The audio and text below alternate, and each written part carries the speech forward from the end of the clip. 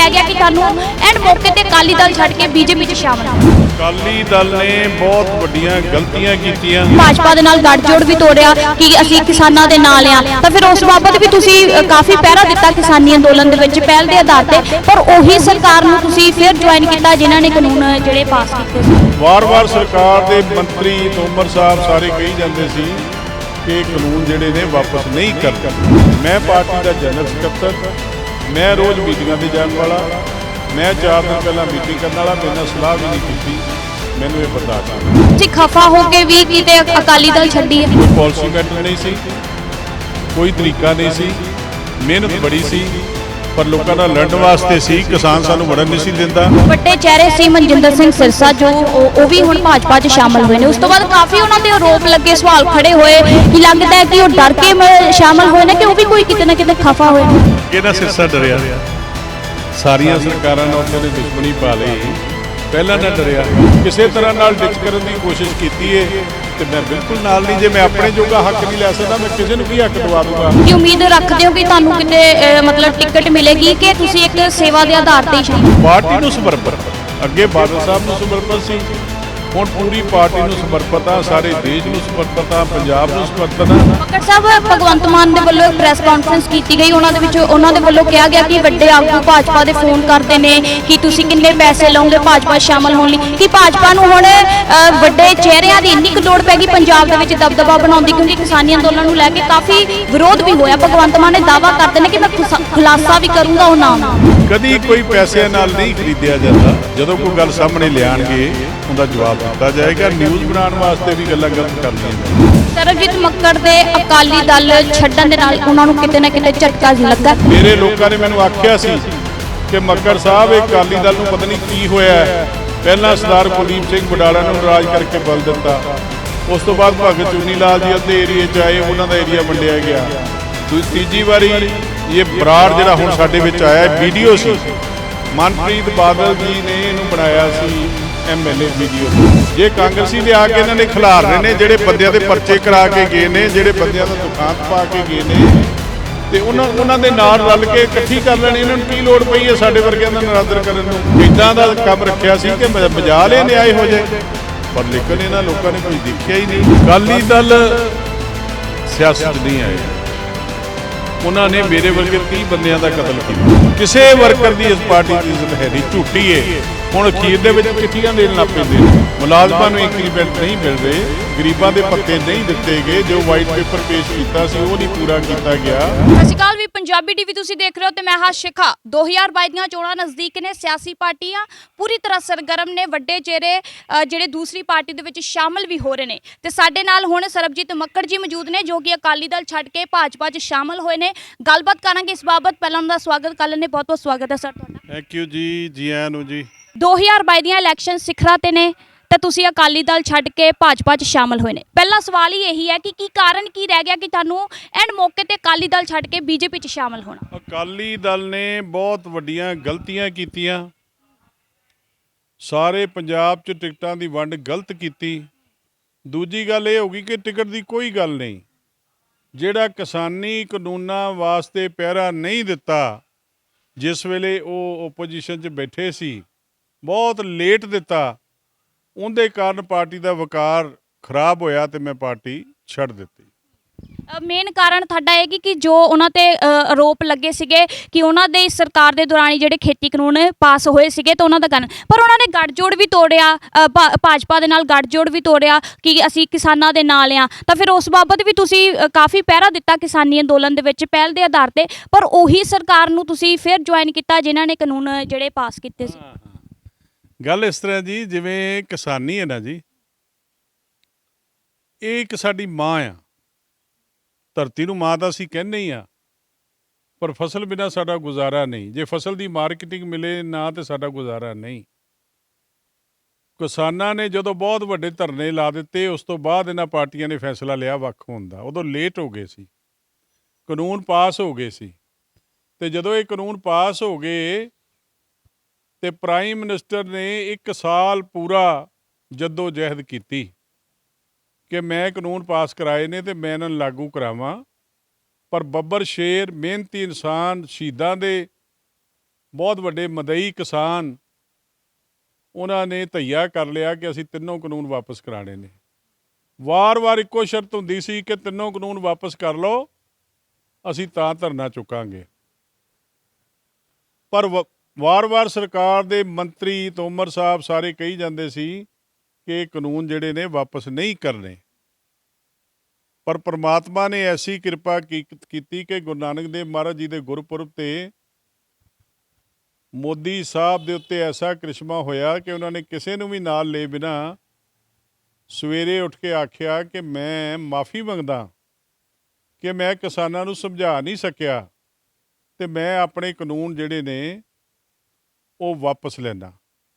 ਜਦੋਂ ਸਿੱਧੇ ਤੌਰ 'ਤੇ ਵਾਪਸ ਲੈ ਲਏ ਅਤੇ ਮਨ ਦੇ ਵਿੱਚ ਚਾਅ ਉੱਠਿਆ, ਕਿਉਂਕਿ ਲੋਕਾਂ ਨੂੰ ਇਹ ਡਰ ਸੀ ਕਿ ਇਹਨਾਂ ਨੇ ਬਾਰਡਰਾਂ ਦੇ ਉੱਤੇ ਏਰੀਆ ਵਧਾ ਲਿਆ ਅਤੇ ਕੱਲ੍ਹ ਨੂੰ ਐਮਰਜੈਂਸੀ ਲਾਉਣਗੇ, ਕਿਉਂਕਿ ਸ਼੍ਰੀਮਤੀ ਇੰਦਰਾ ਗਾਂਧੀ ਨੇ ਪਹਿਲਾਂ ਇੱਕ ਵਾਰੀ ਇੱਦਾਂ ਦੀ ਐਮਰਜੈਂਸੀ ਲਾਈ ਸੀ ਅਤੇ ਸਾਰੇ ਹੀ ਲੀਡਰ ਅੰਦਰ ਦੇ ਦਿੱਤੇ ਸੀ, ਸਾਰੇ ਹੀ ਹਿਤੈਸ਼ੀ ਅੰਦਰ ਦੇ ਦਿੱਤੇ ਸੀ, ਸਾਰੀਆਂ ਪਾਰਟੀਆਂ ਦੇ ਲੀਡਰ ਅੰਦਰ ਹੋਏ ਸੀ। ਅਸੀਂ ਇਹ ਮਾਹੌਲ ਉਡੀਕਦੇ ਸੀ, ਪਰ ਮਨ 'ਚ ਖੁਸ਼ੀ ਹੋਈ ਕਿ ਪੰਜਾਬ ਸ਼ਾਂਤ ਹੋਇਆ, ਦੇਸ਼ ਸ਼ਾਂਤ ਹੋਇਆ, ਕਿਸਾਨੀ ਸ਼ਾਂਤ ਹੋਈ, ਕਿਸਾਨਾਂ ਦੀ ਜਿੱਤ ਹੋਈ।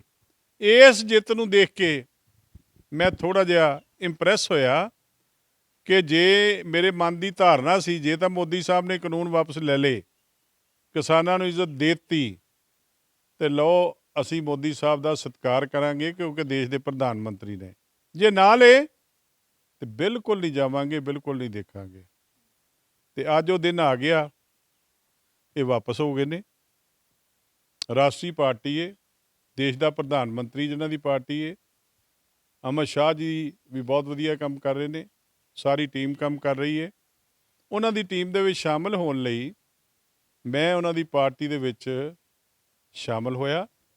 ਦੂਸਰਾ ਇਹ ਵੀ ਕੋਈ ਝੂਠ ਨਹੀਂ ਕਿ ਮੇਰੀ ਥਾਂ 'ਤੇ ਪਾਰਟੀ ਨੇ ਇੱਕ ਕਾਂਗਰਸੀ ਪੁਰਾਣਾ 10 ਸਾਲ ਜਿਹੜਾ ਕਾਂਗਰਸ ਚਲਾ ਗਿਆ ਸੀ ਅਤੇ ਇਹਨਾਂ ਨੂੰ ਬਹੁਤ ਬੁਰਾ ਭਲਾ ਕਹਿ ਕੇ ਗਿਆ ਸੀ, ਉਹਨੂੰ ਲੈ ਆਂਦਾ। ਮੈਂ ਪਾਰਟੀ ਦਾ ਜਨਰਲ ਸਕੱਤਰ, ਮੈਂ ਰੋਜ਼ ਮੀਟਿੰਗਾਂ 'ਤੇ ਜਾਣ ਵਾਲਾ, ਮੈਂ 4 ਦਿਨ ਪਹਿਲਾਂ ਮੀਟਿੰਗ ਕਰਨ ਵਾਲਾ, ਮੇਰੇ ਨਾਲ ਸਲਾਹ ਵੀ ਨਹੀਂ ਕੀਤੀ। ਮੈਨੂੰ ਇਹ ਬਰਦਾਸ਼ਤੇਬਲ ਨਹੀਂ ਹੋਇਆ। ਕਿਤੇ ਨਾ ਕਿਤੇ ਤੁਸੀਂ ਖਫਾ ਹੋ ਕੇ ਵੀ ਕਿਤੇ ਅਕਾਲੀ ਦਲ ਛੱਡੀ ਹੈ? ਖਫਾ ਹੋਇਆ, ਕੋਈ ਪਾਲਿਸੀ ਮੈਟਰ ਨਹੀਂ ਸੀ, ਕੋਈ ਤਰੀਕਾ ਨਹੀਂ ਸੀ, ਮਿਹਨਤ ਬੜੀ ਸੀ, ਪਰ ਲੋਕਾਂ ਨਾਲ ਲੜਨ ਵਾਸਤੇ ਸੀ। ਕਿਸਾਨ ਸਾਨੂੰ ਵੜਨ ਨਹੀਂ ਸੀ ਦਿੰਦਾ, ਕਿਸਾਨ ਨੇ ਸਾਨੂੰ ਵੀ ਨਹੀਂ ਵੜਨ ਦਿੱਤਾ। ਉਹਨਾਂ ਨੇ ਕਿਹਾ ਕਿ ਅਸੀਂ ਪੋਲੀਟੀਕਲ ਪਾਰਟੀ ਨੂੰ ਨਹੀਂ ਲੈਣਾ। ਵੈਸੇ ਤਾਂ ਸਿੱਧੇ ਤੌਰ 'ਤੇ ਸੈਂਟਰ ਅਤੇ ਸਿੱਧੇ ਤੌਰ 'ਤੇ ਕਿਸਾਨ, ਇਹਨਾਂ ਨੇ ਕਿਸੇ ਨੂੰ ਵਿੱਚ ਹੀ ਨਹੀਂ ਲਿਆ। ਇਹਨਾਂ ਨੇ ਸਾਫ਼ ਕਿਹਾ ਕਿ ਅਸੀਂ ਪੋਲੀਟੀਕਲ ਪਾਰਟੀ ਨਹੀਂ ਲੈਣੀ, ਪਰ ਲੇਕਿਨ ਜਿੱਤ ਇਹਨਾਂ ਦੀ ਹੈ, ਸਾਡੀ ਜਿੱਤ ਨਹੀਂ ਹੈ। ਅਸੀਂ ਤਾਂ ਐਜ਼ ਏ ਕਿਸਾਨ ਨਾਲ ਨੁਮਾਇੰਦੇ ਸੀ, ਜਿੰਨੀ ਵਾਰੀ ਗਏ ਹਾਂ ਐਜ਼ ਏ ਕਿਸਾਨ ਗਏ ਹਾਂ, ਕੋਈ ਲੀਡਰ ਬਣ ਕੇ ਨਹੀਂ ਗਏ, ਅਤੇ ਸਪੋਰਟ ਕਰਦੇ ਰਹੇ ਹਾਂ। ਇਹ ਨਹੀਂ ਕਿ ਨਹੀਂ ਸਪੋਰਟ ਕੀਤੀ, ਕਿਉਂਕਿ ਇਹ ਬਿੱਲ ਗਲਤ ਸੀਗੇ, ਇਹ ਕਦੀ ਲਾਗੂ ਹੋਣੇ ਨਹੀਂ ਸੀ ਅਤੇ ਨਾ ਕਿਸੇ ਨੇ ਬਰਦਾਸ਼ਤ ਕਰਨੇ ਸੀ। ਮੱਕੜ ਸਾਹਿਬ, ਪਰ ਹਾਲੇ ਵੀ ਕਿਸਾਨਾਂ ਦੇ ਅੰਦਰ ਰੋਸ ਤਾਂ ਬੀਜੇਪੀ ਨੂੰ ਲੈ ਕੇ ਕਿਤੇ ਨਾ ਕਿਤੇ ਬਰਕਰਾਰ ਤਾਂ ਹੈਗਾ ਹੀ ਹੈ, ਕਿਉਂਕਿ ਹਾਲੇ ਵੀ ਬਾਰਡਰਾਂ 'ਤੇ ਡਟੇ ਹੋਏ ਨੇ ਕਿ ਸਾਡੇ ਹਾਲੇ ਕਈ ਮੰਗਾਂ ਜਿਹੜੀਆਂ ਬਾਕੀ ਨੇ। ਪਰ ਜਿਵੇਂ ਵਿਰੋਧ ਹੋ ਰਿਹਾ, ਤੁਹਾਨੂੰ ਲੱਗਦਾ ਹੈ ਕਿ ਲੋਕ ਤੁਹਾਨੂੰ ਸਵੀਕਾਰ ਕਰਨਗੇ? ਲੋਕਾਂ ਨੇ ਸਵੀਕਾਰ ਕਰਨ ਜਾਂ ਨਾ ਕਰਨ ਦੀ ਗੱਲ ਬਾਅਦ 'ਚ ਆ। ਇਹ ਜਿਹੜੇ 2 ਕਾਨੂੰਨ ਨੇ ਬਾਕੀ ਰਹਿੰਦੇ, ਵੇਖੋ ਜਿਹੜੇ ਸ਼ਹੀਦ ਹੋਏ ਨੇ, ਉਹਨਾਂ ਸ਼ਹੀਦਾਂ ਦੀਆਂ ਲਿਸਟਾਂ ਉਹਨਾਂ ਦੀ ਤਿਆਰੀ ਹੋ ਰਹੀ ਹੈ। ਉਹ ਪੂਰਾ ਇਨਸਾਫ ਮਿਲੇਗਾ, ਪੂਰਾ ਇੱਜ਼ਤਮਾਨ ਮਿਲੇਗਾ, ਕੰਪਨਸੇਟ ਕੀਤੇ ਜਾਣਗੇ। ਅਸੀਂ ਵੀ ਮੰਗ ਕੀਤੀ ਹੈ, ਮੰਗ ਕਰਕੇ ਭੇਜੀ ਹੈ। ਅੱਜ ਜੇ ਉਹਨਾਂ ਦੇ ਵਿੱਚ ਬੈਠਿਆਂ ਦੇ ਅਸੀਂ ਗੱਲ ਕਰਨ ਦੇ ਯੋਗ ਹਾਂ, ਜੇ ਅਸੀਂ ਵਿੱਚ ਨਹੀਂ ਤਾਂ ਗੱਲ ਕਰਨ ਦੇ ਯੋਗ ਹੀ ਨਹੀਂ। ਦੂਜਾ ਕੀ ਹੋਇਆ ਕਿ ਜਿਹੜੀਆਂ ਸਬਸਿਡੀਆਂ ਨੇ ਉਹ ਵੀ ਸਾਰੀਆਂ ਸਾਹਮਣੇ ਆਉਣਗੀਆਂ। ਕਿਸੇ ਤਰ੍ਹਾਂ ਨਾਲ ਵੀ ਕਿਸਾਨ ਨੂੰ ਪਿੱਛੇ ਨਹੀਂ ਰਹਿਣ ਦਿੱਤਾ ਜਾਏਗਾ। ਇਹ ਨਾਰਾ ਬੁਲੰਦ ਹੋਇਆ, ਜੈ ਜਵਾਨ ਜੈ ਕਿਸਾਨ। ਪਰ ਜਿਹੜੀ ਆ ਇੱਜ਼ਤ ਦਿੱਤੀ ਏ, ਬੰਦੇ ਤਾਂ ਨਹੀਂ ਅਸੀਂ ਮੋੜ ਸਕਦੇ, ਪਰ ਲੇਕਿਨ ਅਸੀਂ ਨਮਸਕਾਰ ਕਰਕੇ ਹਰ ਵੇਲੇ ਉਹਨਾਂ ਦਾ ਮਾਣ ਸਨਮਾਨ ਕਰ ਸਕਦੇ ਹਾਂ, ਕਰਾ ਸਕਦੇ ਹਾਂ। ਜੇ ਸਾਡੀ ਪਾਰਟੀ ਮਾਣ ਸਨਮਾਨ ਨਾ ਕਰੇਗੀ, ਅਸੀਂ ਕਿਸਾਨਾਂ ਨਾਲ ਖਲੋ ਕੇ ਇਹ ਕਰਾਵਾਂਗੇ। ਵੱਡੇ ਚਿਹਰੇ ਸੀ ਮਨਜਿੰਦਰ ਸਿੰਘ ਸਿਰਸਾ, ਜੋ ਉਹ ਵੀ ਹੁਣ ਭਾਜਪਾ 'ਚ ਸ਼ਾਮਲ ਹੋਏ ਨੇ। ਉਸ ਤੋਂ ਬਾਅਦ ਕਾਫੀ ਉਹਨਾਂ 'ਤੇ ਆਰੋਪ ਲੱਗੇ, ਸਵਾਲ ਖੜੇ ਹੋਏ ਕਿ ਜੇ ਗੱਲ ਕਰੀਏ ਤਾਂ ਸੁਖਬੀਰ ਸਿੰਘ ਬਾਦਲ ਜੀ ਨੇ ਇਹ ਵੀ ਕਿਹਾ ਕਿ ਉਹ ਡਰ ਗਏ, ਉਹ ਖਫਾ ਹੋ, ਉਹਨਾਂ ਡਰ ਕੇ ਜਿਹੜੀ ਉਹਨਾਂ ਨੇ ਬੀਜੇਪੀ 'ਚ ਸ਼ਾਮਲ ਹੋਏ ਨੇ। ਸਿਰਸਾ ਤੋਂ ਉਮੀਦ ਨਹੀਂ ਸੀ। ਕੀ ਲੱਗਦਾ ਹੈ ਕਿ ਉਹ ਡਰ ਕੇ ਸ਼ਾਮਲ ਹੋਏ ਨੇ ਕਿ ਉਹ ਵੀ ਕੋਈ ਕਿਤੇ ਨਾ ਕਿਤੇ ਖਫਾ ਹੋਏ ਨੇ? ਅੱਗੇ ਨਾ ਸਿਰਸਾ ਡਰਿਆ, ਸਾਰੀਆਂ ਸਰਕਾਰਾਂ ਨਾਲ ਉੱਥੇ ਉਹਨੇ ਦੁਸ਼ਮਣੀ ਪਾ ਲਈ। ਪਹਿਲਾਂ ਨਾ ਡਰਿਆ। ਡਰ ਹੁੰਦਾ ਵੀ ਹੈ ਇਨਸਾਨ ਨੂੰ। ਸਰਕਾਰਾਂ ਝੂਠੇ ਪਰਚੇ ਬਣਾ ਦਿੰਦੀਆਂ ਨੇ, ਸਰਕਾਰਾਂ ਨਾਲ ਰੋਕ ਲੈਂਦੀਆਂ ਨੇ, ਜੇ ਗੱਲ ਇੱਕ ਹੋਵੇ ਦਫਾ ਦੂਜੀ ਨਾਲ ਉੱਦਾਂ ਹੀ ਲਾ ਦਿੰਦੀਆਂ ਨੇ। ਤੇ ਪਰ ਲੇਕਿਨ ਜੇ ਕੋਈ ਗੱਲ ਹੈ ਵੀ ਉਹ ਨਜਿੱਠੀ ਜਾ ਸਕਦੀ ਹੈ। ਬਾਕੀ ਪੋਲੀਟੀਕਲ ਬੰਦਾ ਲੋਕਤੰਤਰ ਆਏ। ਅੱਜ ਮੈਨੂੰ ਜੇ ਪਾਰਟੀ ਨੇ ਮਾਨ ਸਨਮਾਨ ਦਿੱਤਾ ਸੀ ਤੇ ਮੈਂ ਪਾਰਟੀ ਦੇ ਨਾਲ ਸੀ 40 ਸਾਲ 35 ਸਾਲ। ਤੇ ਜੇ ਮੈਨੂੰ ਕਿਸੇ ਤਰ੍ਹਾਂ ਨਾਲ ਡਿਚ ਕਰਨ ਦੀ ਕੋਸ਼ਿਸ਼ ਕੀਤੀ ਹੈ ਤੇ ਮੈਂ ਬਿਲਕੁਲ ਨਾਲ ਨਹੀਂ। ਜੇ ਮੈਂ ਆਪਣੇ ਜੋਗਾ ਹੱਕ ਨਹੀਂ ਲੈ ਸਕਦਾ, ਮੈਂ ਕਿਸੇ ਨੂੰ ਕੀ ਹੱਕ ਦਵਾ ਦੂੰਗਾ? ਮੈਂ ਤਾਂ ਆਪਣੇ ਵਰਕਰ ਨੂੰ ਹੱਕ ਦਵਾਨਾ, ਆਪਣੇ ਲੀਡਰ ਨੂੰ ਹੱਕ ਦਵਾਨਾ। ਜੇ ਕੋਈ ਨਾ ਦੇਵੇ ਤੇ ਉਹਦੇ ਨਾਲ ਖਲੋ ਜਾਣਾ। ਬੀਜੇਪੀ 'ਚ ਸ਼ਾਮਲ ਹੋਏ ਹੋ, ਕੀ ਉਮੀਦ ਰੱਖਦੇ ਹੋ ਕਿ ਤੁਹਾਨੂੰ ਕਿਤੇ ਮਤਲਬ ਟਿਕਟ ਮਿਲੇਗੀ, ਕਿ ਤੁਸੀਂ ਇੱਕ ਸੇਵਾ ਦੇ ਆਧਾਰ ਤੇ ਹੀ ਸ਼ਾਮਲ ਹੋਏ? ਨਹੀਂ, ਮੈਨੂੰ ਉਹਨਾਂ ਨੇ ਜਿਹੜਾ ਹਲਕਾ ਮੇਰਾ ਪੁਰਾਣਾ ਸੀ ਪਹਿਲਾਂ ਜਲੰਧਰ ਛਾਉਣੀ, ਉਹ ਵਾਅਦਾ ਕੀਤਾ ਕਿ ਅਸੀਂ ਤੁਹਾਨੂੰ ਉੱਥੋਂ ਦੇਣੀ ਹੈ ਟਿਕਟ। ਉਹਨਾਂ ਨੇ ਸਾਡਾ ਸਰਵੇ ਵੀ ਕਰਾਇਆ, ਸਰਵੇ ਵੀ ਪਾਸ ਹੋਇਆ, ਉੱਥੋਂ ਚੋਣ ਲੜਨੀ ਹੈ। ਤੇ ਬਾਕੀ ਗੱਲ ਇਹ ਆ ਵੀ ਪਾਰਟੀ ਨੂੰ ਸਮਰਪਿਤ ਆ। ਅੱਗੇ ਬਾਦਲ ਸਾਹਿਬ ਨੂੰ ਸਮਰਪਿਤ ਸੀ, ਹੁਣ ਪੂਰੀ ਪਾਰਟੀ ਨੂੰ ਸਮਰਪਿਤ ਆ, ਸਾਰੇ ਦੇਸ਼ ਨੂੰ ਸਮਰਪਿਤ ਆ, ਪੰਜਾਬ ਨੂੰ ਸਮਰਪਿਤ ਆ, ਤੇ ਸਾਰਿਆਂ ਨਾਲੋਂ ਪਹਿਲਾਂ ਕਿਸਾਨੀ ਨੂੰ ਸਮਰਪਿਤ ਆ, ਸਾਰਿਆਂ ਨਾਲੋਂ ਪਹਿਲਾਂ ਪੰਜਾਬ ਦੇ ਮੁੱਦਿਆਂ ਨੂੰ ਸਮਰਪਿਤ ਆ। ਖਾਸ ਕਰਕੇ ਜਿਹੜੇ ਗੁਰਸਿੱਖ ਬਾਹਰ ਬੈਠੇ ਨੇ, ਜਿਹੜੇ ਮਦਈ ਸੀ, ਜਿਨ੍ਹਾਂ ਦੇ ਕੋਈ ਪਾਸਪੋਰਟ ਰੋਕੇ ਨੇ, ਉਹ ਵੀ ਬਹਾਲ ਕਰਾਵਾਂਗੇ। ਉਹਨਾਂ ਨੂੰ ਕੋਈ ਨਹੀਂ ਰੋਕੇਗਾ। ਅਸੀਂ ਕਹਾਂਗੇ ਵੀ ਇਹ ਗਲਤ ਆ, ਕਿਉਂਕਿ ਇਹ ਮਾਨ ਸਨਮਾਨ, ਇਹ ਪਿਆਰ ਧਰਤੀ ਨਾਲ ਕਰਦੇ ਨੇ, ਇਹ ਕਿਸੇ ਇਨਸਾਨ ਨੂੰ ਨਹੀਂ ਕਰਦੇ। ਕਿਉਂਕਿ NRI ਵੀਰਾਂ ਦਾ ਕੋਈ ਮਫਾਦ ਆਪਣਾ ਨਹੀਂ ਹੁੰਦਾ। ਦੂਜੀ ਗੱਲ ਰਹਿ ਗਈ, ਜਿਹੜੀ ਕੋਈ ਬਲੈਕ ਲਿਸਟ ਕੀਤੇ ਨੇ ਉਹ ਠੀਕ ਕਰਾਣੇ। ਤੇ ਹਰ ਵੇਲੇ ਸਿੱਖੀ ਦੀ ਗੱਲ ਜਦੋਂ ਕਦੇ ਹੁੰਦੀ ਏ ਦੂਜੀ ਸਟੇਟ ਦੇ ਵਿੱਚ, ਤੇ ਹਮੇਸ਼ਾ ਸੈਂਟਰ ਦਾ ਸਹਾਰਾ ਲੈਣਾ ਪੈਂਦਾ। ਬਾਹਰਲੇ ਦੇਸ਼ਾਂ ਦੇ ਵਿੱਚ ਕੋਈ ਬੰਦਾ ਫਸ ਜੇ, ਸਾਡਾ ਪੰਜਾਬੀ ਜ਼ਿਆਦਾ ਫਸਦੇ ਨੇ, ਉਹਨਾਂ ਨੂੰ ਲਿਆਉਣ ਵਾਸਤੇ ਸਾਰਾ ਕੁਝ ਕਰਨਾ ਪੈਂਦਾ। ਅਸੀਂ ਪੰਜਾਬ ਦੇ ਮਦਈ ਬਣ ਕੇ, ਪੰਜਾਬ ਦੇ ਸੇਵਾਦਾਰ ਬਣ ਕੇ, ਗੁਰਸਿੱਖਾਂ ਦੇ ਸੇਵਾਦਾਰ ਬਣ ਕੇ ਪੂਰਾ ਫਰਜ਼ ਨਿਭਾਵਾਂਗੇ। ਅਸੀਂ ਕਿਸੇ ਵੀ ਆਦਮੀ ਦੇ ਪਿੱਛੋਂ ਨਹੀਂ ਹੋਵਾਂਗੇ, ਕਿਸੇ ਵੀ ਸਰਕਾਰ ਦੇ ਪਿੱਛੋਂ ਨਹੀਂ ਹੋਵਾਂਗੇ। ਮੱਕੜ ਸਾਹਿਬ, ਭਗਵੰਤ ਮਾਨ ਦੇ ਵੱਲੋਂ ਇੱਕ ਪ੍ਰੈਸ ਕਾਨਫਰੰਸ ਕੀਤੀ ਗਈ, ਉਹਨਾਂ ਦੇ ਵਿੱਚ ਉਹਨਾਂ ਦੇ ਵੱਲੋਂ ਕਿਹਾ ਗਿਆ ਕਿ ਵੱਡੇ ਆਗੂ ਭਾਜਪਾ ਦੇ ਫੋਨ ਕਰਦੇ ਨੇ ਕਿ ਤੁਸੀਂ ਕਿੰਨੇ ਪੈਸੇ ਲਓਗੇ ਭਾਜਪਾ ਸ਼ਾਮਲ ਹੋਣ ਲਈ। ਕਿ ਭਾਜਪਾ ਨੂੰ ਹੁਣ ਵੱਡੇ ਚਿਹਰਿਆਂ ਦੀ ਇੰਨੀ ਕੁ ਲੋੜ ਪੈ ਗਈ ਪੰਜਾਬ ਦੇ ਵਿੱਚ ਦਬਦਬਾ ਬਣਾਉਂਦੀ, ਕਿਉਂਕਿ ਕਿਸਾਨੀ ਅੰਦੋਲਨ ਨੂੰ ਲੈ ਕੇ ਕਾਫੀ ਵਿਰੋਧ ਵੀ ਹੋਇਆ। ਭਗਵੰਤ ਮਾਨ ਨੇ ਦਾਅਵਾ ਕਰਦੇ ਨੇ ਕਿ ਮੈਂ ਖੁਲਾਸਾ ਵੀ ਕਰੂੰਗਾ ਉਹ ਨਾਮ ਦਾ। ਕਦੀ ਕੋਈ ਪੈਸਿਆਂ ਨਾਲ ਨਹੀਂ ਖਰੀਦਿਆ ਜਾਂਦਾ। ਪਾਰਟੀਆਂ ਕਈ ਵਾਰੀ ਪੈਸੇ ਲੈ ਲੈਂਦੀਆਂ ਟਿਕਟਾਂ ਦੀਆਂ, ਪਰ ਖਰੀਦਿਆ ਨਹੀਂ ਜਾਂਦਾ। ਥੋੜ੍ਹੀ ਜਿਹੀ ਗੱਲ ਸਮਝ 'ਚ ਨਹੀਂ ਆਉਂਦੀ। ਜਦੋਂ ਕੋਈ ਗੱਲ ਸਾਹਮਣੇ ਲਿਆਉਣਗੇ ਉਹਦਾ ਜਵਾਬ ਦਿੱਤਾ ਜਾਏਗਾ। ਨਿਊਜ਼ ਬਣਾਉਣ ਵਾਸਤੇ ਵੀ ਗੱਲਾਂ ਗਲਤ ਕਰ ਲਈਆਂ ਜਾਂਦੀਆਂ। ਤੁਸੀਂ ਹੁਣ ਭਾਜਪਾ 'ਚ ਸ਼ਾਮਲ ਹੋਏ ਹੋ ਸਕਦਾ ਸੀ ਤੁਸੀਂ ਕਾਂਗਰਸ 'ਚ ਵੀ ਸ਼ਾਮਲ ਹੋ ਸਕਦੇ ਸੀ, ਅਜਿਹਾ ਕੋਈ ਫੈਸਲਾ ਨਹੀਂ ਲਿਆ ਸਕਦਾ ਸੀ? ਕਿਉਂਕਿ ਜੇ ਗੱਲ ਕਰੀਏ ਤਾਂ ਭਾਜਪਾ ਦਾ ਵਿਰੋਧ ਕਾਫੀ ਹੋ ਰਿਹਾ ਹੈ। ਹੁਣ ਇਹ ਵੀ ਵੱਡਾ ਸਵਾਲ ਹੁੰਦਾ ਕਿ ਲੋਕ ਕਿੰਨਾ ਕੁ ਸਮਰਥਨ ਕਰਨਗੇ ਕਿ ਨਹੀਂ ਕਰਨਗੇ। ਸਵਾਲ ਜਿਵੇਂ ਮਨਜਿੰਦਰ ਸਿੰਘ ਸਿਰਸਾ ਤੇ ਵੀ ਖੜੇ ਹੁੰਦੇ ਨੇ। ਉਹਨਾਂ ਨੇ ਇਹ ਵੀ ਕਿਹਾ ਹੈ, ਮਨਜਿੰਦਰ ਸਿੰਘ ਸਿਰਸਾ ਨੇ, ਕਿ ਮੈਂ ਪਾਰਟੀ 'ਚ ਕੋਈ ਟਿਕਟ ਕਰਕੇ ਸ਼ਾਮਲ ਨਹੀਂ ਹੋਇਆ। ਮੇਰਾ ਆਧਾਰ ਆ ਕਿ ਸਿੱਖੀ ਦੇ ਹਰ ਮੁੱਦੇ ਨੂੰ ਪਹਿਲ ਦੇ ਆਧਾਰ ਤੇ ਸੋਲਵ ਕਰਨਾ, ਤੇ ਭਾਜਪਾ ਨੇ ਮੈਨੂੰ ਗਰੰਟੀ ਦਿੱਤੀ ਹੈ ਕਿ ਮੈਂ ਕਰਨਾ। ਤੁਹਾਡਾ ਵੀ ਕੋਈ ਅਜਿਹਾ ਏਜੰਡਾ ਰਿਹਾ ਸੀ? ਸੇਮ ਏਜੰਡਾ, ਮੇਰੀ ਵੀ ਸੇਮ ਨੀਤੀ ਹੈ, ਸੇਮ ਏਜੰਡਾ। ਮੈਂ ਕਿਸਾਨਾਂ ਦੇ ਹਰ ਧਰਨੇ 'ਤੇ ਜਾਂਦਾ ਰਿਹਾ, ਭਾਵੇਂ ਉਹਨਾਂ ਨਾਲੋਂ ਮਨਾਹੀ ਸੀ, ਪਰ ਐਜ਼ ਏ ਲੀਡਰ ਨਹੀਂ ਜਾਂਦਾ ਰਿਹਾ, ਐਜ਼ ਏ ਕਿਸਾਨ ਜਾਂਦਾ ਰਿਹਾ, ਪੂਰਾ ਸਪੋਰਟ ਕਰਦਾ ਰਿਹਾ। ਜਦੋਂ ਸਾਡੀ ਸਪੋਰਟ ਪੂਰੀ ਹੋ ਗਈ, ਸਾਡੀ ਮੰਗ ਪੂਰੀ ਹੋ ਗਈ, ਤਾਂ ਅਸੀਂ ਇਧਰਾਨ ਨੂੰ ਸੋਚਿਆ, ਨਹੀਂ ਤਾਂ ਅਸੀਂ ਹਰ ਤਰ੍ਹਾਂ ਦੀ ਕੁਰਬਾਨੀ ਕਰ ਸਕਦੇ ਹਾਂ। ਕਿਸੇ ਵੇਲੇ ਵੀ ਕੋਈ ਨਿਆਂ ਹੋਏਗਾ। ਜੇ ਅਸੀਂ ਸ਼੍ਰੋਮਣੀ ਅਕਾਲੀ ਦਲ ਤੋਂ ਦੂਰ ਹੋ ਸਕਦੇ, ਅਸੀਂ ਦੂਜੀ ਪਾਰਟੀ ਤੋਂ ਵੀ ਦੂਰ ਹੋ ਸਕਦੇ। ਸਰਬਜੀਤ ਮੱਕੜ ਨੇ ਕਾਂਗਰਸ 'ਚ ਜਾਣਾ ਕੋਈ ਪਾਪ ਨਹੀਂ। ਹਰ ਪਾਰਟੀ ਚੰਗੀ ਏ, ਲੋਕ ਚੰਗੇ ਹੋਣੇ ਚਾਹੀਦੇ ਨੇ। ਪਹਿਲਾਂ ਇਨਸਾਨ ਤੇ ਫਿਰ ਨਾਮ, ਫਿਰ ਪਾਰਟੀ। ਤਿੰਨੋਂ ਚੀਜ਼ਾਂ ਇਨਸਾਨ ਚਾਹੁੰਦਾ। ਜਦੋਂ ਸਵੇਰੇ ਉੱਠਦਾ, ਗੁਰੂ ਮਹਾਰਾਜ ਅੱਗੇ ਅਰਦਾਸ ਕਰਦਾ ਕਿ ਸੱਚਿਆ ਪਾਤਸ਼ਾਹ ਮੇਰੇ ਕੋਲ ਉਹ ਕੰਮ ਕਰਾਈ ਜਿਹੜਾ ਲੋਕਾਂ ਨੂੰ ਭਾਵੇ, ਚੰਗਾ ਲੱਗੇ। ਗੁਰੂ ਮਹਾਰਾਜ ਮੈਨੂੰ ਉੱਥੇ ਲਾਇਓ ਜਿੱਥੇ ਮੈਂ ਠੀਕ ਕੰਮ ਕਰ ਸਕਾਂ। ਇਹ ਸੱਚੇ ਪਾਤਸ਼ਾਹ ਨੇ ਲਾਇਆ, ਅਸੀਂ ਲੱਗ ਗਏ ਹਾਂ। ਸਰਬਜੀਤ ਮੱਕੜ ਦੇ ਅਕਾਲੀ ਦਲ ਛੱਡਣ ਦੇ ਨਾਲ ਉਹਨਾਂ ਨੂੰ ਕਿਤੇ ਨਾ ਕਿਤੇ ਝਟਕਾ ਲੱਗਾ? ਜ਼ਰੂਰ ਲੱਗੇਗਾ। ਜਿਹਨੇ ਇੰਨੀ ਸਾਲ ਕੰਮ ਕੀਤਾ ਹੈ। ਮੈਂ ਆਦਮਪੁਰ ਦੇ ਵਿੱਚ 13 ਸਾਲ ਵਰਕਿੰਗ ਕੀਤੀ ਹੈ। 5 ਸਾਲ ਤਾਂ ਮੈਂ MLA ਰਿਹਾ, 7 ਸਾਲ ਉੱਦਾਂ ਵਰਕਿੰਗ ਕੀਤੀ ਹੈ। ਉਸ ਤੋਂ ਬਾਅਦ ਮੈਂ ਕਪੂਰਥਲੇ ਸੇਵਾ ਕੀਤੀ ਹੈ। ਮੈਂ ਮੇਰਾ ਸਾਰਾ ਕੁਝ ਸੈਂਟਰ ਹਲਕੇ 'ਚ, ਅਤੇ ਕੈਂਟ ਹਲਕੇ ਮੈਂ ਪਿਛਲੀ ਵਾਰੀ ਚੋਣ ਲੜ ਕੇ 7 ਸਾਲ ਲਗਾਤਾਰ ਲੋਕਾਂ ਦੇ ਚਰਨਾਂ ਦੇ ਨਾਲ ਜੁੜੇ ਰਿਹਾ। ਮੇਰੇ ਲੋਕਾਂ ਨੇ ਮੈਨੂੰ ਆਖਿਆ ਸੀ ਕਿ ਮੱਕੜ ਸਾਹਿਬ, ਇਹ ਅਕਾਲੀ ਦਲ ਨੂੰ ਪਤਾ ਨਹੀਂ ਕੀ ਹੋਇਆ, ਪਹਿਲਾਂ ਸਰਦਾਰ ਕੁਲਦੀਪ ਸਿੰਘ ਵਡਾਲਾ ਨੂੰ ਨਾਰਾਜ਼ ਕਰਕੇ ਬਲ ਦਿੱਤਾ। ਉਸ ਤੋਂ ਬਾਅਦ ਭਗਤ ਚੂਨੀ ਲਾਲ ਜੀ ਅੱਧੇ ਏਰੀਏ 'ਚ ਆਏ, ਉਹਨਾਂ ਦਾ ਏਰੀਆ ਵੰਡਿਆ ਗਿਆ। ਤੀਜੀ ਵਾਰੀ ਇਹ ਬਰਾੜ ਜਿਹੜਾ ਹੁਣ ਸਾਡੇ ਵਿੱਚ ਆਇਆ BDO ਸੀ, ਮਨਪ੍ਰੀਤ ਬਾਦਲ ਜੀ ਨੇ ਇਹਨੂੰ ਬਣਾਇਆ ਸੀ MLA BDO ਤੋਂ।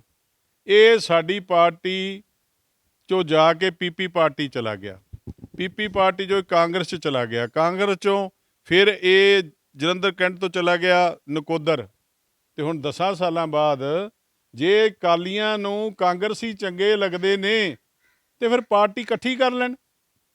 ਜੇ ਕਾਂਗਰਸੀ ਲਿਆ ਕੇ ਇਹਨਾਂ ਨੇ ਖਿਲਾਰਨੇ ਨੇ, ਜਿਹੜੇ ਬੰਦਿਆਂ ਦੇ ਪਰਚੇ ਕਰਾ ਕੇ ਗਏ ਨੇ, ਜਿਹੜੇ ਬੰਦਿਆਂ ਦਾ ਦੁਖਾਂਤ ਪਾ ਕੇ ਗਏ ਨੇ, ਤੇ ਉਹਨਾਂ ਦੇ ਨਾਲ ਰਲ ਕੇ ਇਕੱਠੀ ਕਰ ਲੈਣ। ਇਹਨਾਂ ਨੂੰ ਕੀ ਲੋੜ ਪਈ ਹੈ ਸਾਡੇ ਵਰਗਿਆਂ ਦਾ ਨਰਾਦਰ ਕਰਨ ਨੂੰ? ਅਸੀਂ ਨਰਾਦਰ ਨਹੀਂ ਸਹਿ ਸਕਦੇ। ਘਰ ਬਹਿਣਾ ਮਨਜ਼ੂਰ ਏ, ਜੋੜੇ ਝਾੜਨੇ ਮਨਜ਼ੂਰ ਨੇ, ਪਰ ਕਿਸੇ ਤਰ੍ਹਾਂ ਦੀ ਡਿੱਚ ਪੁਣਾ ਮਨਜ਼ੂਰ ਨਹੀਂ ਹੈਗਾ। ਭਾਵੇਂ ਪਾਰਟੀ ਪ੍ਰਧਾਨ ਹੋਵੇ, ਭਾਵੇਂ ਕੋਈ ਸੈਕੰਡ ਹੋਵੇ, ਭਾਵੇਂ ਕੋਈ ਵੱਡਾ ਹੋਵੇ। ਸਰਦਾਰ ਪ੍ਰਕਾਸ਼ ਸਿੰਘ ਬਾਦਲ ਜੀ ਨੇ ਇੱਦਾਂ ਦਾ ਕੰਮ ਰੱਖਿਆ ਸੀ ਕਿ ਮਜਾਲ ਇਹ ਨਿਆਏ ਹੋ ਜਾਏ, ਪਰ ਲੇਕਿਨ ਇਹਨਾਂ ਲੋਕਾਂ ਨੇ ਕੋਈ ਦੇਖਿਆ ਹੀ ਨਹੀਂ, ਅਤੇ ਅਸੀਂ ਆਪ ਇਹਨਾਂ ਨੂੰ ਦੇਖਣਾ ਪਸੰਦ ਨਹੀਂ ਕੀਤਾ। ਕਿਹਾ ਕੋਈ ਨਹੀਂ ਜੀ, ਅਲਵਿਦਾ, ਕੋਈ ਪਾਰਟੀ ਨੂੰ ਬੁਰੀ ਗੱਲ ਨਹੀਂ ਕਹਿਣੀ। ਜੋ ਤੁਸੀਂ ਕੀਤਾ ਉਹ ਲੋਕਾਂ ਦੇ ਸਾਹਮਣੇ ਆ ਗਿਆ। 3 ਮਹੀਨੇ ਤੁਹਾਡੀ ਉਡੀਕ ਕਰਨ ਤੋਂ ਬਾਅਦ ਅਸੀਂ ਇਹ ਸਟੈਂਡ ਲਿਆ। ਜਿਹੜੀ ਪਾਰਟੀ ਨਾਲ 35 ਸਾਲ ਸਾਡਾ ਕੋਲੀਸ਼ਨ ਰਿਹਾ, 9 ਮਾਸ ਦਾ ਰਿਸ਼ਤਾ ਰਿਹਾ, ਉਹ ਪਾਰਟੀ ਚੰਗੀ ਸੀ ਤੇ ਰਿਹਾ। ਹਿੰਦੂ ਸਿੱਖ ਦਾ ਮੁੱਦਾ ਸੀ, ਸਾਰਾ ਠੀਕ ਹੋਇਆ। ਵੱਡੇ ਬਾਲ ਸਾਹਿਬ ਨੇ ਤੇ ਵਾਜਪਾਈ ਸਾਹਿਬ ਨੇ ਕੀਤਾ। ਅੱਜ ਮੋਦੀ ਸਾਹਿਬ ਨੇ ਫਿਰ ਦੇਸ਼ ਨੂੰ ਜੋੜਿਆ। ਤੁਹਾਡੇ ਸਾਹਮਣੇ ਰਿਜ਼ਲਟ ਆਏਗਾ ਕਿ ਭਾਰਤੀ ਜਨਤਾ ਪਾਰਟੀ 'ਚ ਐਸੇ ਲੋਕ ਆਉਣਗੇ, ਤੁਸੀਂ ਮਹਿਸੂਸ ਕਰੋਗੇ ਕਿ ਪਾਰਟੀ ਖੜੀ ਹੋ ਗਈ। ਕਿਉਂਕਿ ਜਿਹੜੀ ਆਮ ਪਾਰਟੀ ਆਪਣੇ ਆਪ ਨੂੰ ਆਮ ਕਹਿੰਦੀ ਏ, ਇਹ ਪਾਰਟੀ ਆਮ ਲੋਕਾਂ ਨੂੰ ਲੈ ਕੇ ਬਣੇਗੀ ਤੇ ਬਹੁਤ ਤਕੜੇ ਹੋ ਕੇ ਸੇਵਾ ਕਰੇਗੀ ਪੰਜਾਬ ਦੇ ਵਿੱਚ। 2022 ਦੇ ਵਿੱਚ ਅਕਾਲੀ ਦਲ ਦਾ ਕੀ ਭਵਿੱਖ ਹੈ? ਕਿਵੇਂ ਦੇਖਦੇ ਹੋ ਕਿ ਅਕਾਲੀ ਦਲ ਸਿਆਸਤ ਦੇ ਵਿੱਚ ਆ ਸਕਦੀ ਹੈ ਕਿ ਭਾਜਪਾ ਹੀ ਪੂਰੀਆਂ ਮੱਲਾਂ ਮਾਰੇਗੀ? ਅਕਾਲੀ ਦਲ ਸਿਆਸਤ 'ਚ ਨਹੀਂ ਆਏਗਾ। ਉਹਨਾਂ ਨੇ ਮੇਰੇ ਵਰਗੇ 30 ਬੰਦਿਆਂ ਦਾ ਕਤਲ ਕੀਤਾ, ਕਿਵੇਂ ਆ ਸਕਦੇ ਨੇ?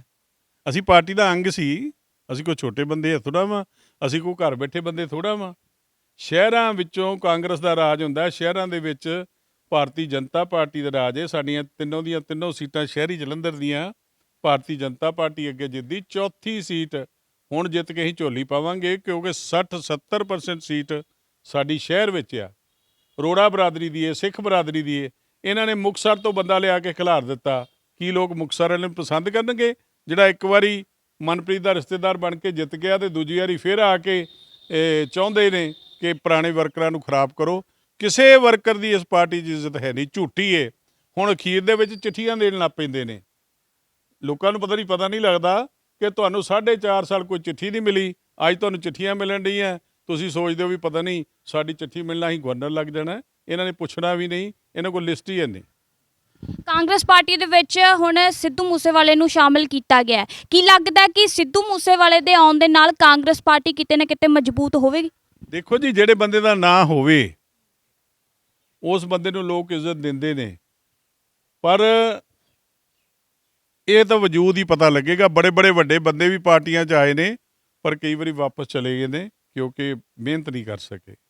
ਭਾਜਪਾ ਦਾਅਵਾ ਕਰ ਰਹੀ ਹੈ ਕਿ ਪੰਜਾਬ ਦੇ ਵਿੱਚ ਜਿੱਤ ਹਾਸਲ ਕਰਾਂਗੇ, ਪਰ ਜੋ ਮਾਹੌਲ ਹੈ ਹੋ ਵੀ ਸਕਦਾ ਕਿ ਵਿਰੋਧ ਵੀ ਹੋ ਸਕਦਾ ਜਾਂ ਫਿਰ ਮੱਲਾ ਵੀ ਮਾਰ ਸਕਦੀ। ਤਾਂ ਇਹ ਤਾਂ ਹੁਣ ਲੋਕਾਂ ਤੇ ਹੀ ਪੂਰੀ ਤਰ੍ਹਾਂ ਨਿਰਭਰ ਕਰਦਾ ਹੈ ਕਿ ਲੋਕ ਕਿਹਨੂੰ ਪਸੰਦ ਕਰਨਗੇ। ਪਰ ਭਾਜਪਾ ਪੂਰੀ ਤਰ੍ਹਾਂ ਜ਼ੋਰ ਲਗਾ ਰਿਹਾ। ਜੱਟ ਸਿੱਖ ਚਿਹਰੇ ਜਿਹੜੇ ਨੇ ਹੁਣ ਭਾਜਪਾ 'ਚ ਸ਼ਾਮਲ ਹੋ ਰਹੇ ਨੇ, ਤਾਂ ਕਾਂਗਰਸ ਨੇ ਵੀ ਪੂਰਾ ਜ਼ੋਰ ਲਗਾਇਆ। ਤੁਸੀਂ 2022 ਦੀਆਂ ਚੋਣਾਂ ਦਾ ਕੀ ਨਿਚੋੜ ਕੱਢਦੇ ਹੋ? ਪੰਜਾਬ ਦੇ ਵਿੱਚ ਭਾਰਤੀ ਜਨਤਾ ਪਾਰਟੀ ਦੀ ਸਾਂਝੀ ਸਰਕਾਰ ਬਣੂਗੀ। ਦੇਸ਼ 'ਚ ਵੀ ਰਾਜ ਪ੍ਰਾਈਮ ਮਿਨਿਸਟਰ ਮੋਦੀ ਦਾ ਹੋਏਗਾ, ਇੱਥੇ ਵੀ ਉਹਨਾਂ ਦਾ ਚੀਫ ਮਿਨਿਸਟਰ ਹੋਏਗਾ, ਕੋਈ ਹੋਵੇ। ਅਤੇ ਬੜੀ ਦੇਰ ਬਾਅਦ ਇਹ ਗੱਲ ਹੋਣੀ ਹੈ ਕਿ ਜਿੰਦੀ ਸੈਂਟਰ 'ਚ ਸਰਕਾਰ ਉਹਦੀ ਸਟੇਟ 'ਚ ਸਰਕਾਰ। ਪੰਜਾਬ ਵਿਸ਼ ਕਰਦਾ ਹੈ ਕਿ ਅਸੀਂ ਕਰਜ਼ਾਈ ਹੋ ਗਏ ਪੰਜਾਬ ਵਾਲੇ। ਅਸੀਂ ਕੋਈ ਚੰਗਾ ਕੰਮ ਕਰਾ ਸਕੀਏ, ਅਸੀਂ ਚੰਗੀ ਇੰਡਸਟਰੀ ਲਿਆ ਸਕੀਏ, ਅਸੀਂ ਚੰਗੀ ਸਕੀਮ ਲਿਆ ਸਕੀਏ, ਉਹ ਉਦੋਂ ਹੁੰਦੀ ਏ ਜਦੋਂ ਦੇਸ਼ ਦਾ ਪ੍ਰਧਾਨ ਮੰਤਰੀ ਮਿਹਰਬਾਨ ਹੋਵੇ। ਅੱਜ ਸਾਡੀ ਫਸਲ ਹੀ ਨਹੀਂ ਚੁੱਕ ਹੋ ਸਕਦੀ ਜੇ ਸਾਨੂੰ ਪ੍ਰਾਈਮ ਮਿਨਿਸਟਰ ਟਾਈਮ ਸਿਰ ਪੈਸੇ ਨਾ ਦੇਵੇ ਜਾਂ ਲੋਨ ਨਾ ਕਰਾ ਕੇ ਦੇਵੇ। ਬੜੀ ਮੁਸ਼ਕਿਲ ਨਾਲ ਇਹ ਸਟੇਟ ਚੱਲ ਰਹੀ ਹੈ। ਮੁਲਾਜ਼ਮਾਂ ਨੂੰ ਇੰਕਰੀਮੈਂਟ ਨਹੀਂ ਮਿਲ ਰਹੇ, ਗਰੀਬਾਂ ਦੇ ਭੱਤੇ ਨਹੀਂ ਦਿੱਤੇ ਗਏ। ਜੋ ਵਾਈਟ ਪੇਪਰ ਪੇਸ਼ ਕੀਤਾ ਸੀ ਉਹ ਨਹੀਂ ਪੂਰਾ ਕੀਤਾ ਗਿਆ। ਬਹੁਤ ਸਾਰੇ ਲੋਕਾਂ ਦਾ ਅਨਿਆਏ ਹੋਇਆ। 40% ਇੰਡਸਟਰੀ ਸਾਡੇ ਪੰਜਾਬ 'ਚੋਂ ਚਲੀ ਗਈ ਹੈ। ਕਰੋਨਾ ਦੇ ਵਿੱਚ ਕਿਸੇ ਦੀ ਪੁੱਛਗਿੱਛ ਨਹੀਂ ਹੋਈ। ਇੰਡਸਟਰੀ ਨੂੰ ਕੋਈ ਲੋਨ, ਕੋਈ ਤਰੀਕਾ, ਕੋਈ ਛੋਟ ਨਹੀਂ ਮਿਲੀ। ਐਡੇ ਵੱਡੇ ਕਰੋਨਾ 'ਚ ਸਾਰੇ ਕੰਟਰੀਆਂ ਨੇ ਦਿੱਤੀ ਹੈ। ਇਹ ਸਾਰੀਆਂ ਚੀਜ਼ਾਂ ਪਹੁੰਚਾਉਣ ਵਾਸਤੇ ਅਸੀਂ ਨਿਰਣੇ ਕਰਾਂਗੇ, ਹਰ ਚੀਜ਼ ਪਹੁੰਚਾਵਾਂਗੇ ਤੇ ਸੇਵਾ ਦੇ ਵਿੱਚ ਹਾਜ਼ਰ ਹੋ ਕੇ ਤਕੜੇ ਹੋ ਕੇ ਸੇਵਾ ਕਰਾਂਗੇ।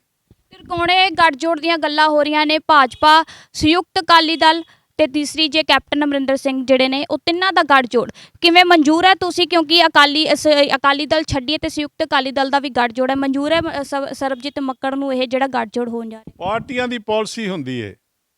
ਮੈਂ ਤਾਂ ਕਹਿੰਦਾ ਸਾਂਝੇ ਲੋਕ ਸਾਰੇ ਹੋਣ, ਵਧੀਆ ਤਰੀਕੇ ਨਾਲ ਦੇਸ਼ ਦੀ ਗੱਲ ਕਰਨ, ਵਧੀਆ ਤਰੀਕੇ ਨਾਲ ਆਪਣੇ ਪੰਜਾਬ ਦੀ ਗੱਲ ਕਰਨ। ਇਹ ਤਾਂ ਹੀ ਹੋਏਗਾ ਜੇ ਲਾਈਕ ਮਾਈਂਡਡ ਲੋਕ ਹੋਣਗੇ। ਢੀਂਡਸਾ ਜੀ ਦਾ ਕੱਦ ਬਾਲ ਸਾਹਿਬ ਤੋਂ ਸੈਕਿੰਡ ਸੀ। ਜੇ ਉਹ ਵੀ ਆਉਂਦੇ ਨੇ ਵੈਲਕਮ ਆ, ਜੇ ਕੈਪਟਨ ਸਾਹਿਬ ਆਉਂਦੇ ਉਹਨਾਂ ਨੂੰ ਵੀ ਵੈਲਕਮ ਆ। ਨਾਲੇ ਵੈਲਕਮ ਕਰਨਾ ਉੱਪਰਲਿਆਂ ਨੇ। ਅਸੀਂ ਤਾਂ ਆਪਣੀ ਸਥਿਤੀ ਪਹਿਲੀ ਗੱਲ ਤਾਂ ਜਲੰਧਰ ਦੀ ਪੂਰੀ ਕੇਅਰ ਕਰਨੀ ਹੈ, ਪੰਜਾਬ ਦੀ ਕਰਨੀ ਹੈ, NRI ਵੀਰਾਂ ਦੀ ਕਰਨੀ ਹੈ। ਸਾਰੇ ਕੰਮ ਇਹੋ ਜਿਹੇ ਸੰਭਾਲੇ ਨੇ। ਜੋ ਸਾਡੀ ਡਿਊਟੀ ਬਣੇਗੀ ਵੱਧ ਕਰਾਂਗੇ। ਹੁਣ 2022 ਦੀਆਂ ਚੋਣਾਂ ਲਈ ਤੁਸੀਂ ਪੂਰੇ ਜਿਹੜੇ ਸਰਗਰਮ ਵੀ ਨਜ਼ਰ ਆਉਂਦੇ ਪਏ ਹੋ, ਕੀ ਕੁਝ ਪਲੈਨਿੰਗ ਕੀ ਕਰ ਰਹੇ ਹੋ ਕਿ ਕਿਵੇਂ ਤੁਸੀਂ ਜਿੱਤ ਹਾਸਲ ਕਰੋ? ਜਿਹੜਾ ਇਨਸਾਨ ਆਉਂਦਾ ਉਹਨੂੰ ਮੱਥਾ ਟੇਕਦੇ ਆ, ਉਹਦੇ ਨਾਲ ਸਲਾਹ ਸਾਂਝੀ ਕਰਦੇ ਆ। ਵੋਟਰ ਜਿਹੜਾ ਆ ਉਹ ਸਭ ਕੁਝ ਹੁੰਦਾ ਹੈ। ਤੇ ਅਸੀਂ ਤਾਂ ਰੋਜ਼ ਹੀ ਚੋਣ ਲੜਦੇ ਆ, ਅੱਜ ਨਹੀਂ। ਮੈਂ ਤਾਂ 6-7 ਸਾਲ ਲਗਾਤਾਰ ਚੋਣ ਹੀ ਲੜੀ ਹੈ, ਲੋਕਾਂ ਦੇ ਘਰਾਂ 'ਚ ਹੀ ਗਿਆ। ਤੇ ਜੇ ਮੇਰੇ ਉਹ ਕੰਮ ਨਹੀਂ ਆਣੇ ਤੇ ਅੱਜ ਅੱਗੇ ਵੀ ਕੰਮ ਨਹੀਂ ਆਣੇ, ਪਰ ਬਹੁਤ ਵੱਡੀ ਮਿਹਨਤ ਨਾਲ ਜਿੱਤਾਂਗੇ ਕਿਉਂਕਿ 4-4 5-5 ਪਾਰਟੀਆਂ ਦਾ ਮੁਕਾਬਲਾ ਹੈ। ਵਾਹਿਗੁਰੂ ਕਿਰਪਾ ਕਰੇਗਾ, ਉਹਦੇ ਆਸਰੇ ਖਲੋਤੇ ਆ। ਜਿੱਤ ਜਾਈਏ, ਹਾਰ ਜਾਈਏ, ਪੰਜਾਬ ਦੇ ਸੇਵਾਦਾਰ ਰਵਾਂਗੇ। ਟਿਕਟ ਮਿਲੇ ਨਾ ਮਿਲੇ ਸੇਵਾਦਾਰ ਰਹਾਂਗੇ। ਪਰ ਲੀਡਰਾਂ ਤੇ ਸਵਾਲ ਵੀ ਮੱਕੜ ਸਾਹਿਬ ਜ਼ਰੂਰ ਖੜੇ ਹੁੰਦੇ ਨੇ ਕਿ ਜਦ ਵੋਟਾਂ ਹੀ ਆਉਂਦੀਆਂ ਨੇ ਉਦੋਂ ਹੀ ਘਰਾਂ ਦੇ ਮੋਹਰੇ ਹੱਥ ਜੋੜ ਕੇ ਖੜੇ ਹੁੰਦੇ ਨੇ ਕਿ ਸਾਡੀ ਸਰਕਾਰ ਬਣਾਓ, ਤੁਹਾਡੇ ਸਾਰੇ ਕੰਮ ਹੋਣਗੇ। ਪਰ ਲੋਕ ਸਵਾਲ ਜ਼ਰੂਰ ਹੁਣ ਲੋਕਾਂ ਨੇ ਪੁੱਛਣਾ ਜ਼ਰੂਰ ਸ਼ੁਰੂ ਕਰ ਦਿੱਤਾ ਲੀਡਰਾਂ ਤੋਂ ਕਿ ਤੁਹਾਨੂੰ ਉਦੋਂ ਹੀ ਕਿਉਂ ਸਾਡੀ ਯਾਦ ਆਉਂਦੀ ਹੈ। ਇਹਨਾਂ ਦਾ ਕੀ ਜਵਾਬ ਹੈ? ਸਾਨੂੰ ਇੱਕ ਪਿੰਡ 'ਚ, ਇੱਕ ਵਾਰਡ 'ਚ ਇੱਕ ਬੰਦਾ ਨਹੀਂ ਕਹਿ ਸਕਦਾ ਕਿ ਤੁਸੀਂ ਸਰਦਾਰ ਜੀ ਨਹੀਂ ਆਏ। ਐਵਰੀ ਡੇ ਗਏ ਆ, ਦੁੱਖ ਸੁੱਖ 'ਤੇ ਗਏ ਆ, ਸੇਵਾ 'ਚ ਗਏ ਆ, ਲੰਗਰਾਂ 'ਚ ਗਏ ਆ। ਜਦੋਂ ਕਰੋਨਾ 'ਚ ਕੋਈ ਕਿਸੇ ਨੂੰ ਮਿਲਦਾ ਨਹੀਂ ਸੀ, ਅਸੀਂ ਰੋਜ਼ ਲੰਗਰ ਤਿਆਰ ਕਰਾਈਦਾ ਸੀ। ਤੁਸੀਂ ਆਏ ਹੋ, ਮੈਨੂੰ ਪਤਾ ਨਹੀਂ ਸੀ ਤੁਸੀਂ ਆਉਣਾ ਹੈ, ਤੇ ਵੇਖੋ ਮੈਂ ਤਿਆਰ ਬੈਠਾ ਵਾਂ ਤੇ ਮੈਂ ਚੱਲਿਆ ਵਾਂ ਲੋਕਾਂ ਦੇ ਵਿੱਚ। ਇਹ ਝੂਠ ਆ।